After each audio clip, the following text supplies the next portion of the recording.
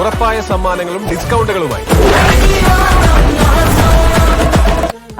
മറ്റിടങ്ങളിലെ പൂക്കൃഷി ഒക്കെ നോക്കിയാലോ, ഗുണ്ടൽപേട്ടിലെ സൂര്യകാന്തി പാടവും തെങ്കാശിയിലെ പൂപ്പാടങ്ങളും അവിടെ നിന്നുള്ള പൂക്കളാണ് നമ്മൾ കണ്ടത്.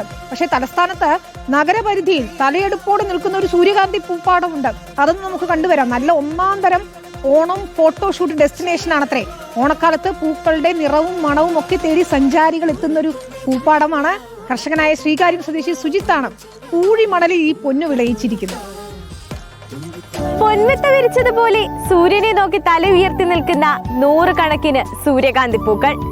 പൂക്കൾ തീർത്ത വസന്തത്തിൽ കണ്ണും മനസ്സും നിറയ്ക്കുന്ന കാഴ്ച.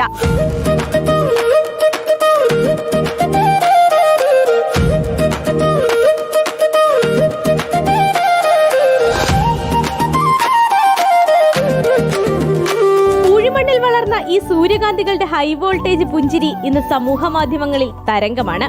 ടെക്നോസിറ്റിയായ കഴക്കൂട്ടത്തിനടുത്തുള്ള തുമ്പയിലേക്ക് എത്തിയാൽ നിങ്ങൾക്കും ഈ മനോഹര കാഴ്ച കൺകുളിർക്കെ കാണാം.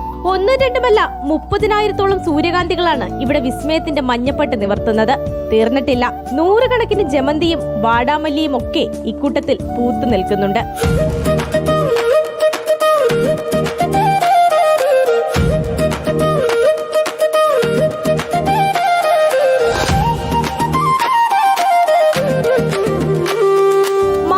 അധ്വാനത്തിനൊടുവിനാണ് കർഷകനായ ശ്രീകാര്യം സ്വദേശി സുജിത്ത് ഈ പൂവസന്തം ഒരുക്കിയത്.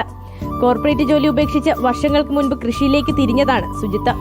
റിസ്ക് എടുക്കുകയും കൃഷിയെ പ്രൊഫഷണൽ രീതിയോടെ സമീപിക്കുകയും ചെയ്താൽ മണ്ണിനെ പൊന്നാക്കാമെന്നാണ് സുജിത്ത് പറയുന്നത്. അപ്പോൾ ഞങ്ങളുടെ മെയിൻ ലക്ഷ്യം ജനങ്ങൾക്ക് വിഷയത്തിൽ പച്ചക്കറി ഉണ്ടാക്കുക. അപ്പം ജനങ്ങൾക്ക് കൃഷി കുറച്ചുകൂടി വിപുലമാക്കാനും പുതുതലമുറ കൃഷിയിലേക്ക് ആകർഷിക്കാൻ ഞങ്ങളൊരു പൂപ്പാടം ഒരുക്കിയത്. കാര്യം ഞങ്ങളുടെ ഫാം 90% മെക്കനൈസ്ഡ് ആണ്.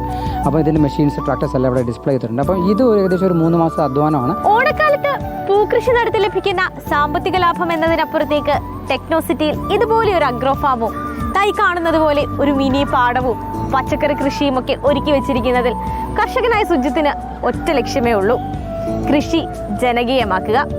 അതിനുവേണ്ടിയുള്ള യാത്രയിലാണ് അദ്ദേഹം. വീഡിയോ ജേർണലിസ്റ്റ് ശിവപ്രസാദിനൊപ്പം reporter Spandana Saju, in reporter, Thiruvananthapuram.